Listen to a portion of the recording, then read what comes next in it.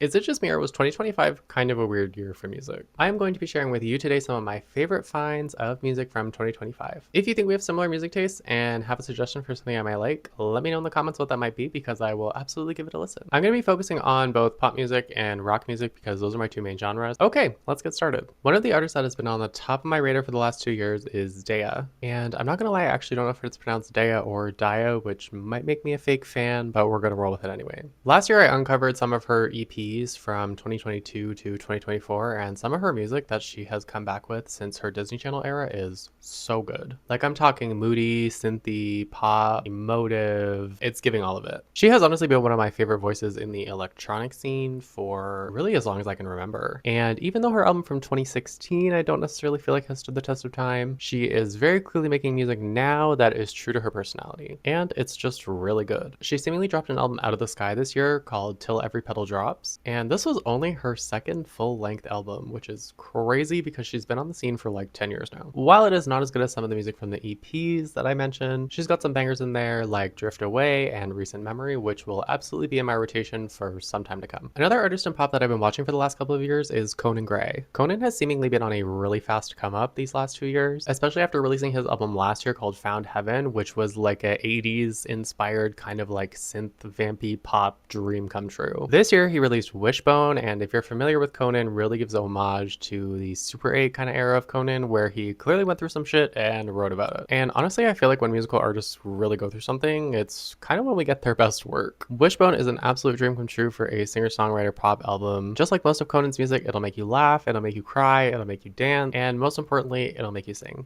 Conan Gray is a Gen Z queer icon, and after going to his concert last year for the Found Heaven tour, I can safely say that the vibes are immaculate and we should protect this king at all costs. I think the album of the year this year really easily goes to Lady Gaga with Mayhem. We have been awaiting this big drop from Mother Superior since 2021 when Chromatica came out, and when we knew another album was coming, we knew it was going to be a big one. Lady Gaga really transcended the boundaries of genre with this album, keeping up with her core pop sound while also touching like funk and rock at the same time. Honestly, listening to this album front to back is an experience in and of itself, and I highly recommend it. While Abracadabra may have arguably have been Song of the Summer, and most certainly the Song of Pride season, a few of the other bangers on the album like Vanish Into You, Love Drug, and Garden of Eden will absolutely be in my rotation for quite some time. Also, I'm still waiting on Taylor Swift to cover How Bad Do You Want Me because it is literally a song written for her. And no, just an FYI, I will not be talking about Taylor Swift or Sabrina Carpenter in this video. My last mention for the mother of all 2025 pop bangers is going to Miss Rebecca Black with her album Salvation.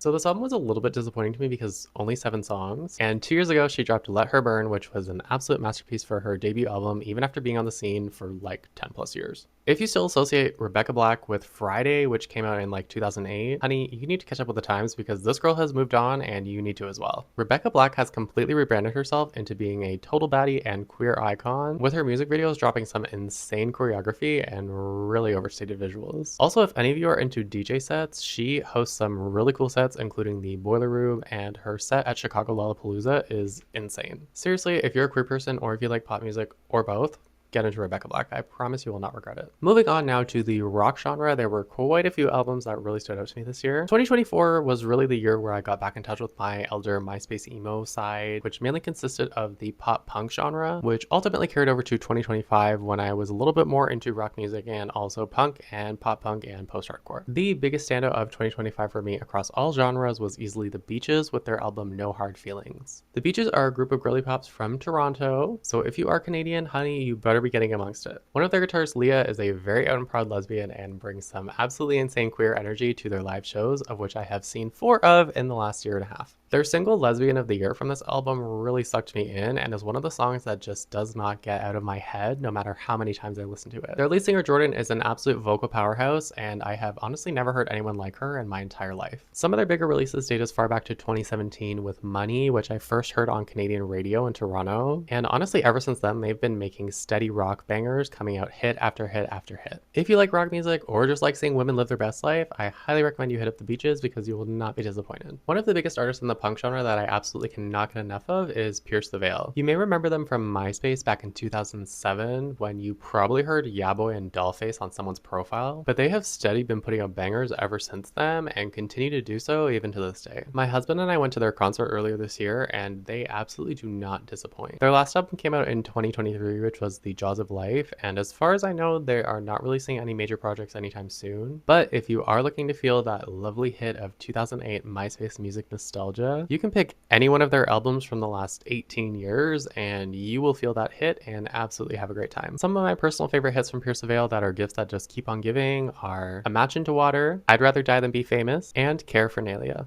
The Haim sisters released their 4th album this year called I Quit, and front to back, it is a great time. Something that I really appreciate about Haim is that they clearly take their time between releasing their albums to produce really high quality music. All of their albums have a slightly different feel while staying core to the true girly pop rocker energy that these girls continuously exude. This album clearly feels like it is written by 3 girls who love spending time together on a tour bus, living their best lives, and trying to have the best time that they possibly can. Some of my personal standouts from this album are Everybody's Trying to Figure Me Out, Spinning, and All Over Me. One of the rock or punk bands that really got me back into the genre these last couple of years is The Story So Far. Their latest album actually came out last year in 2024 titled I Want to Disappear, but this year in 2025 it has absolutely remained a mainstay in my rotation. This band in general is the first band that I now go to when I want some really good and really consistent punk music. I personally prefer punk music that leans a little bit more heavily into clean vocals, and the lead singer of The Story So Far is an absolute powerhouse when it comes to the mic. I saw them in concert this year, and funnily enough, the lead singer kind of just like stands at the mic and belts with his hands in his pocket, and it is the most iconic thing I have ever seen at a rock show probably in my entire life. Their discography goes as far back as 2011, but I only really started listening to them in 2022 when I found one of their songs off their album of Proper Dose that actually came out in 2018 on a random punk playlist that I was listening to on shuffle. If 2025 has you looking for a gateway back into the pop punk genre, I highly recommend The Story So Far. An honorable mention I want to give from 2025 is Addison Rae's debut album, Addison. I was not expecting to like this album at all, and I wasn't even going to listen to it when I heard that it came out. But truth be told, it is everything that I needed from an IDGAF girl pop album in 2025 to really feel myself. The production on this album I find is very high value, and some of the songs are so catchy. We've all probably heard Diet Pepsi and Fame Is a Gun at this point, but Headphones On and Aquamarine are kind of just bops that I can see myself sliding into rotations for any kind of playlist that I could make in the future. Honestly, Addison, good for you for showing up and proving me wrong, because I didn't think you had it in you. Last but not least, I want to give a shout out to a duo that transcends genres who are Ali and AJ. You probably remember them from the Disney Channel when their classic banger Into the Rush came out, which was then followed up by the potential breakup song. However, these girls have grown up and make really incredible music. They came back onto the scene around 2018, just vomiting out pop bangers, which eventually made their way into a compilation called We Don't Stop, which then morphed into an amazing pop rock album called A Touch of the Beat Gets You Off of Your Feet, Gets You Out, and then Into the Sun. Yes, that is actually the full name of it. They have put out 2 albums in the last 3 years, which are probably my most listened to albums from that entire time period. With Love From is an absolutely beautiful Americana-inspired pop rock album, while Silver Deliverer from 2025 leans more into that kind of like Coachella, fairy rock-esque flower girl vibe. I can't even really describe it, it's just really good. Some of my personal favorite hits from Ali and AJ from the last 5 years are With Love From and Star Maps, but from their most recent album, Silver Deliverer and Lasso absolutely take the cake.